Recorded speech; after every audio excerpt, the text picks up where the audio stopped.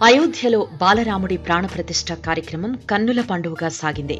ముందుగా నిర్ణయించిన దివ్యమైన ముహూర్తం ప్రకారం గర్భగుడిలో రాముడు కొలువు తీరాడు. ప్రత్యక్షంగా పరోక్షంగా ఈ మహత్తర కార్యక్రమాన్ని చూసిన భక్తజనం రామనామస్మరణతో పరవశించిపోయారు.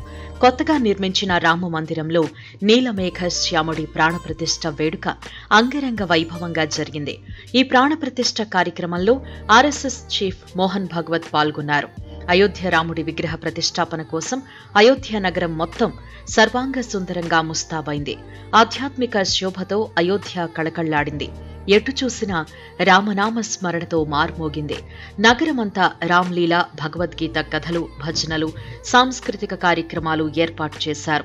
దేశవ్యాప్తంగా పలు ప్రాంతాలకు చెందిన కళాకారులు అయోధ్యకు వచ్చి చేసిన ప్రదర్శనలు ఆకట్టుకున్నాయి. 51 అంగుళాల పొడవైన బాలరాముడి విగ్రహం దైవత్వం ఉట్టిపడేలా భక్తులను మంత్రముగ్ధుల్ని చేసేలా తీర్చిదిద్దారు. మత్స్య, కూర్మ, వరాహ, నారసింహ, వామన, పరశురామ, రామ, కృష్ణ, బుద్ధ, కల్కి అవతారాలను బాలరాముడి విగ్రహానికి ఇరువైపులా ఉండేలా అద్భుతంగా మలిచారు. బాలరాముడి విగ్రహం పై భాగంలో ఓం, గణేశ, చక్రం, శంఖం, గద, స్వస్తిక్ గుర్తులున్నాయి. కమల నయనాలను పోలినట్లు బాలరాముడి కళ్లను తీర్చిదిద్దారు. బాలరాముడి విగ్రహం కింది భాగంలో ఒకవైపు హనుమ, మరొక వైపు గరుడ ఉండేటట్లు విగ్రహాన్ని మలిచారు.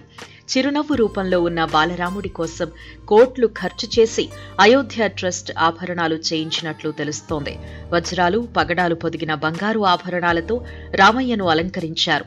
వజ్రాలు పొదిగిన బంగారు తిలకాన్ని ఆయన నుదుటిపై దిద్దారు. మెడలో రత్నాల కాసుల హారం, తలపై వజ్ర వైఢూర్యాలు పొదిగిన కిరీటం అలంకరించారు. బాలరాముడి పాదాల వద్ద బంగారు కమలాలను ఉంచారు. ఆయన మెడలో నిలువెత్తు బంగారు హారాన్ని అలంకరించారు. నడుముకు వజ్రాలు, విలువైన రాళ్లు పొదిగిన వడ్డాణం ధరింపజేశారు. చేతిలో ధనుర్బాణాలతో పట్టు పీతాంబరాలు ధరించి మరోసారి అయోధ్యను ఏలడానికి వచ్చిన యువరాజుగా దర్శనమిచ్చాడు. ఇక బాలరాముడిని అలంకరించిన ఆభరణాల విలువ కొన్ని కోట్ల రూపాయలుంటుందని అంచనా వేస్తున్నారు. మందిర నిర్మాణం కోసం వచ్చిన విరాళాల నుంచే వీటిని తయారు చేయించారు అని చెబుతున్నారు. అయోధ్య ట్రస్ట్ బాలరాముడికి బంగారు ఉంగరం బహూకరించింది.